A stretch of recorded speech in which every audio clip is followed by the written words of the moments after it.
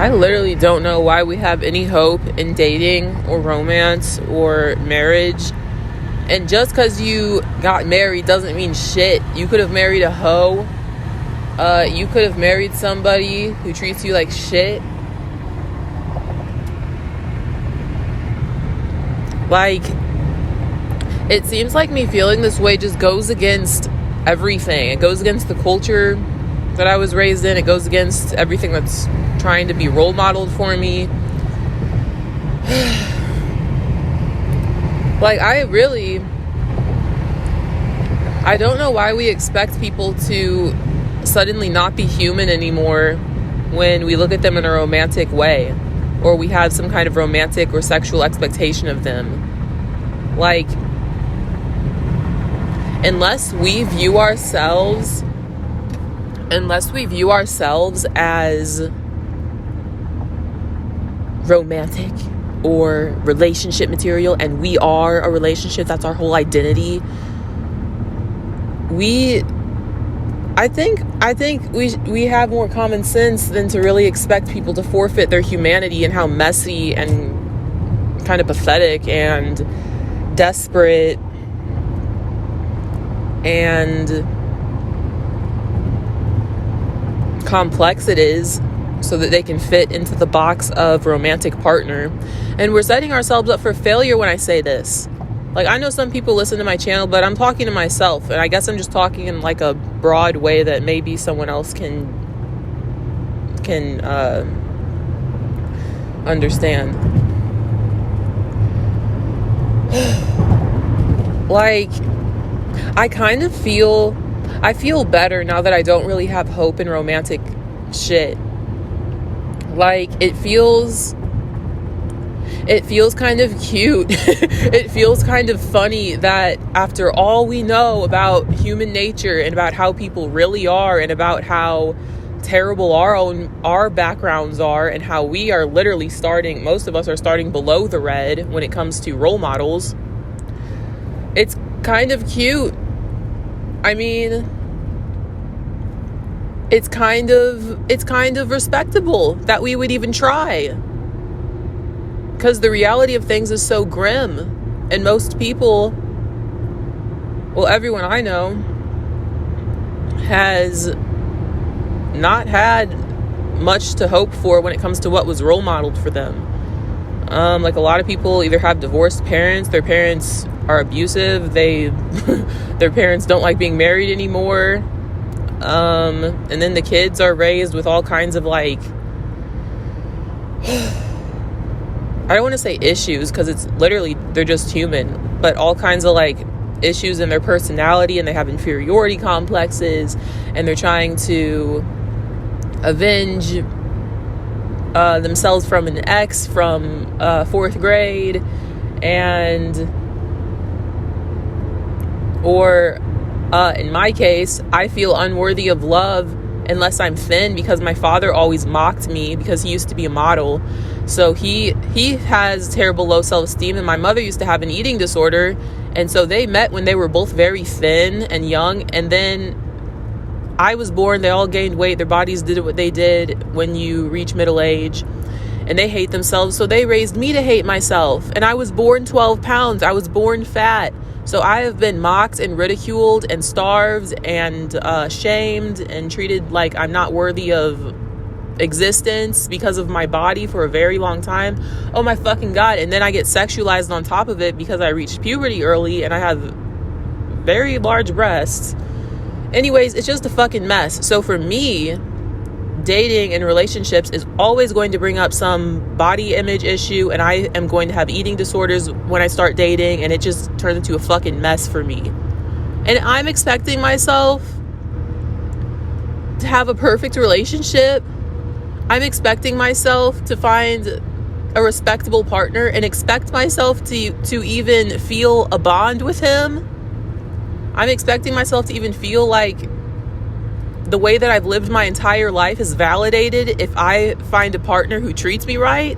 No, I'm going to be drawn to partners who treat me like shit. I'm going to be drawn to partners who criticize me like my father did. I'm going to be drawn to abusive relationships because that's what I had role modeled. But honestly, I don't feel bad about my attempts to quote unquote find love or whatever they market it to us as. Because look where I started. Look what my real life is like. I didn't have a fucking chance. And also, I find it funny now that I'm an adult and my brain's kind of developed at this point.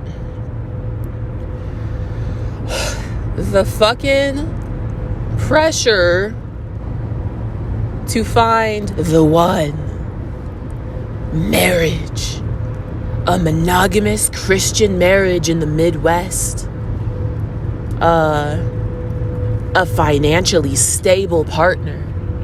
When most fucking jobs will want to pay you as little as they can, and college is $5 billion a year, and most people can't even fucking afford more than community college.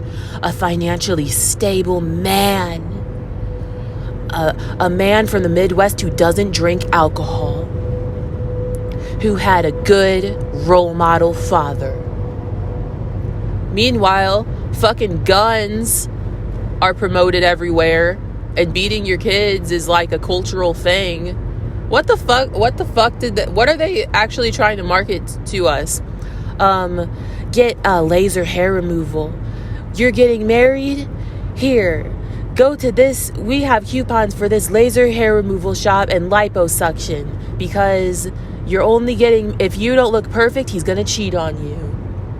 It's literally all just an industry. I really think that monogamy and all this bullshit that they push on us about what our relationships are supposed to look like, it's all an industry. It's all about what makes money off of our insecurities. It's all about feeding us some unrealistic ideal, because they know how abysmal the reality of dating and relationships, and God forbid fucking parenthood and marriage. They know how terrible the reality is, and they know people are desperate to believe in something, so they just want to sell us whatever pipe dream will make them money. Oh, you're unworthy of love because you're not pretty enough. So here, makeup is $30 for a fucking tube of mascara. All the prices on makeup are going up. You need to wear makeup. You need to get liposuction. You need to go to the fucking gym all the time. Oh, we're going to sell you these. If you go to any online store, this is why I like to shop at those chain stores from fucking China, because pants there are they're like $8. If you go to any fucking store, pants are like $20 to $50 for a pair of fucking athletic pants, which you need so you can work out, so you'll be worthy of love, because otherwise he's going to cheat on you and leave you like your father did, your mother, and he's going to call you a fat bitch, and then he's going to get away with it, because we live in a male-centered world where men can get away with anything, and then women will be blamed for men getting away with it, and they love victim blaming too. Like, but really, no wonder we get sucked into this shit about our fever dream we have of like being worthy of love and having a relationship and striving for better and taking responsibility for ourselves, and we can change. It's our fault. We can do it. There's no excuse, bitch. I was gonna say ladies, but they treat us like bitches. Fuck, what was I saying? This guy just got in my lane.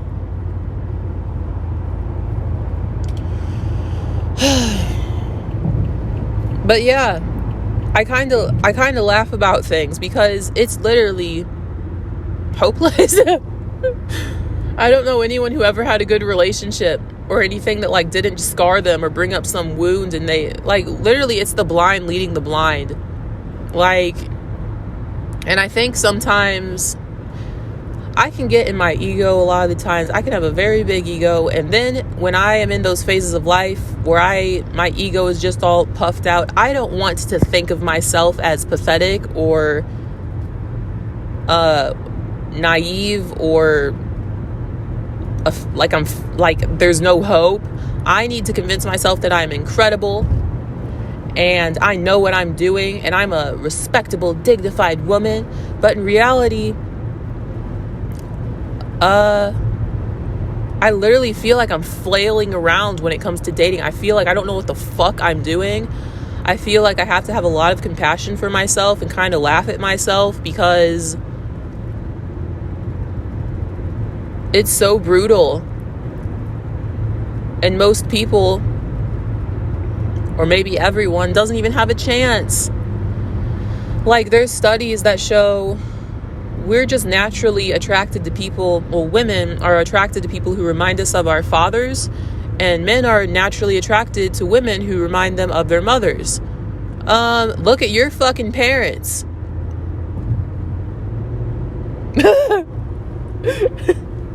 Look at my fucking father. I'm doomed. I didn't even have a fucking chance. Before I was even born, I was doomed. And it's true. We're attracted to people who remind us of our parents.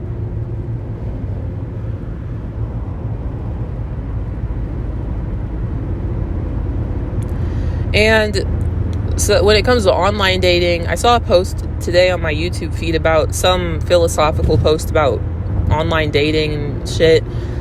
I used Tinder for 2 weeks and then I deleted it and never went back. But 2 weeks on there was all I needed. It's in the modern day and age, we're marketed romantic prospects through online dating because no one really goes out to meet people anymore because of the internet. Fuck, why was I supposed to get off at Manchester? God damn it. Ugh, fuck, I'm gonna be late.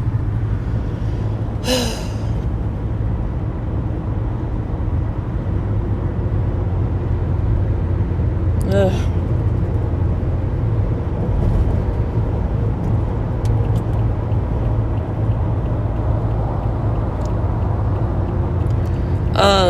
Now online dating. Now online dating is the big thing these days. Hold on.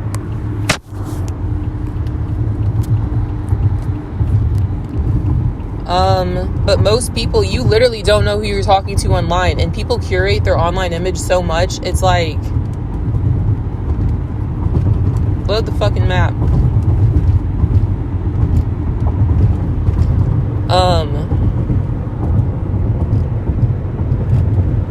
You don't know who you're talking to online. And online dating, just because of the fact that you're presenting an image, you're presenting such a edited image out there, it's so superficial.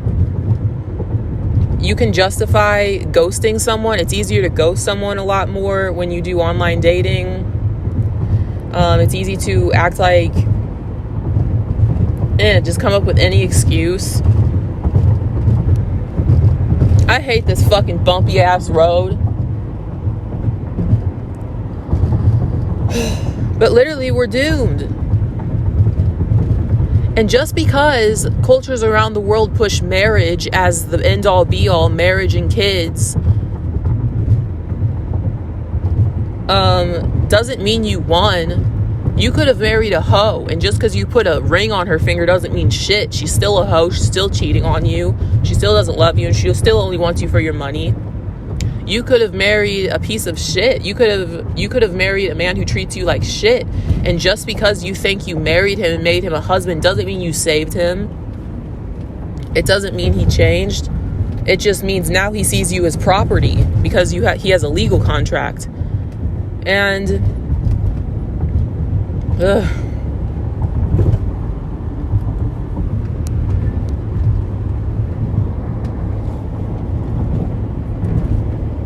but then what else are we supposed to do? We're addicted to romance. It literally changes our brain. Like, I studied neuroscience, and they taught us how when you look at brain scans of people who are quote unquote in love and they're releasing all those love neurotransmitters, it's literally the same as what a drug addict's brain scan would look like. So it's a drug. You can't fight a fucking drug in your brain. It's like we're screwed. And then it's all, when we look at things from a biological perspective, it's all for the sake of reproduction. And then what happens after reproduction? The biological drive to partner up has been satisfied. You've had the kids, and then you realize, oh, I don't actually like you. Oh, let's get divorced.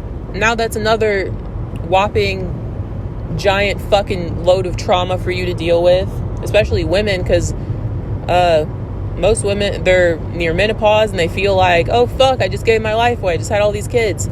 And a man can go fuck 20 to 100 people every day.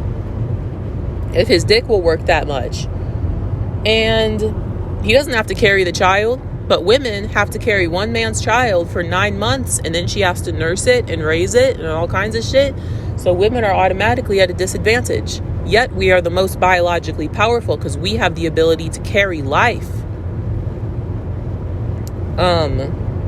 So of course they want the most powerful people in the species, aka childbearing women who are able to bear children, to be treated the worst, and to think that we need to bust our ass to be worthy of love when it should be the opposite. But they're not going to tell the most powerful people that they're powerful, because then it will change everything. They won't be as easily accessible. But anyway, I feel a sense of relief now. Like, we really are setting ourselves up for serious emotional torture and all kinds of crazy shit if we don't accept that humanity is fucked up. Well, I don't even think it's fucked up. When we look at things from a romantic perspective, we could say it's fucked up, but really we're just human. We're just human. And I think if we, God damn it, let me over. If we can't give ourselves grace and like validate other people as being equally human, and the odds are stacked against them as well, and they had a fucked up life, so that's why they act like that. I think we're screwing ourselves when we view people romantically, or we view them as a character.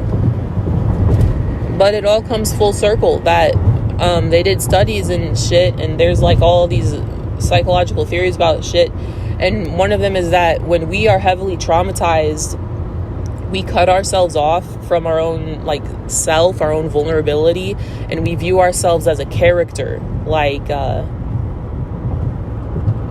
and we view other people in a character-like way instead of a real human, because it's being in the depths of our own authenticity all the time is just painful. So we want to numb ourselves by viewing ourselves in a characterized way.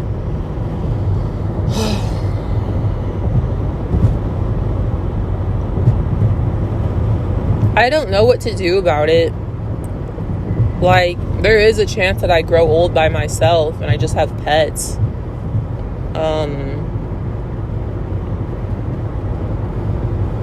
I don't know what to do about it. But I think things are a lot easier for me emotionally, and I still suffer when I see anyone or I interact with anyone in a romantic or sexual context. But this level of suffering is not that extreme, and it's easier to forgive and kind of like take like my lighthearted like resilience and shit back if I view people as human and very deeply human, and kind of just forgive it and not see the vulnerability and the flaws and the weakness and shit as something to overcome, and more so something to like embrace and like accept, because it's there either way.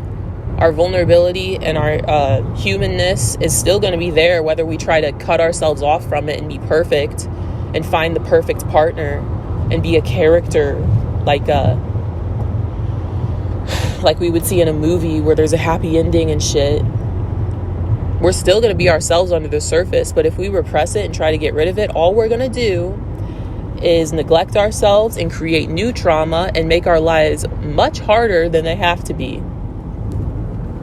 Like, but really, I don't see myself getting married. I think marriage is like a concept. Like, it's just something we agreed upon, just like digital currency is.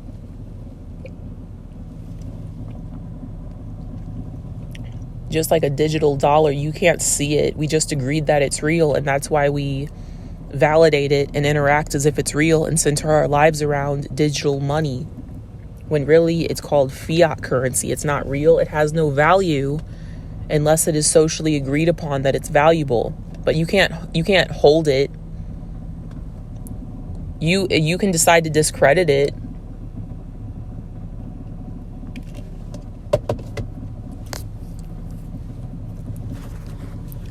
See, I know I heard some people say that it's better to have a partner that you see as a friend, but really, at this point, I'm so fucking traumatized by quote unquote friends. I don't even know what a fucking friend is. I don't know how to measure what a friend is. I think I'm starting to just see people in a human way.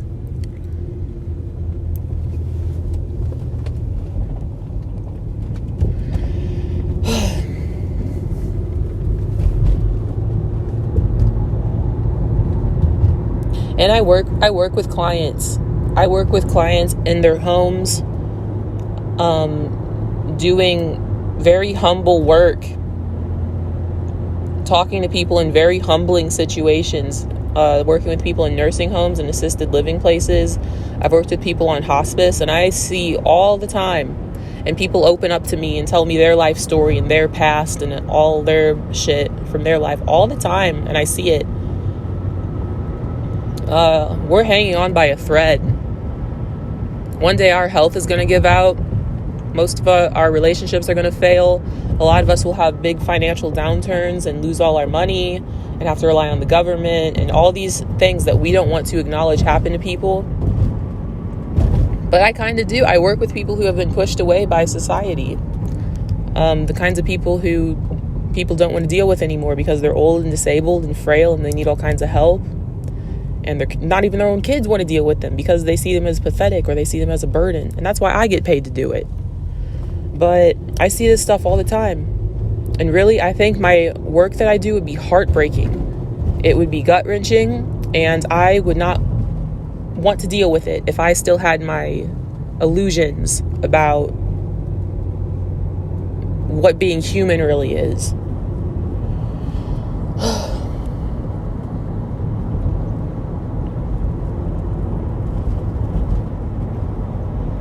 But instead, I feel this sense of like community. I feel this sense of kind of like love. I feel like I enjoy my job because instead of like trying to shun humanity and the reality that a lot of us are going to face as we get older, aka being alone and not even your own family wants to fucking deal with you, so you have to hire someone where the government has to pay for it and they have to do medical stuff and take care of you in your home because you can't. Some people can't even get out of their chair anymore, and that's the reality some people are going to face. Divorced, you had all these kids, you have all these health conditions, no one's there to take care of you, they just used you, and now you're growing old alone watching TV. That's your only... I think I would hate my job if I didn't like acknowledge, damn, this could happen to me too, and I'm human. Does this make somebody any less important?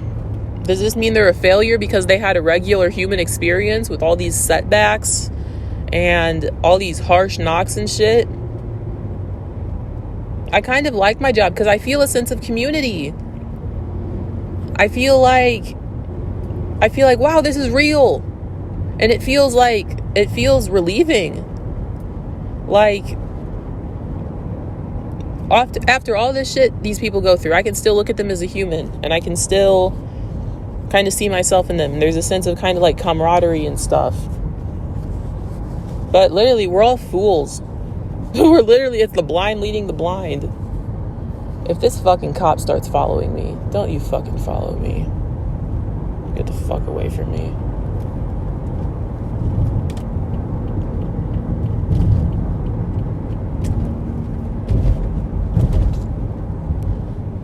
And most of us, we will have that terrible toxic ex and do all the self-help possible.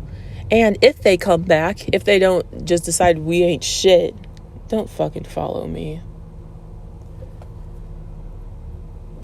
If they decide that we ain't shit and they decide we're worthless and they don't come back, but if they do come back, a lot of us will go back to the same toxic relationship for all of our lives, even in secret when we pretended we moved on. And that will be our lives. And maybe that's fine because we didn't have a fucking chance anyway. And we will still exist. Because the biological goal for that drives most of our interactions with people is sex and reproduction. And maybe it's for the best if some of us fail at that. Maybe one of your siblings had kids and you don't have to carry on the bloodline. But damn, I have to finish my breakfast because I'm going to arrive at work in 6 minutes and I didn't eat anything. And I'm just running on coffee. Yep.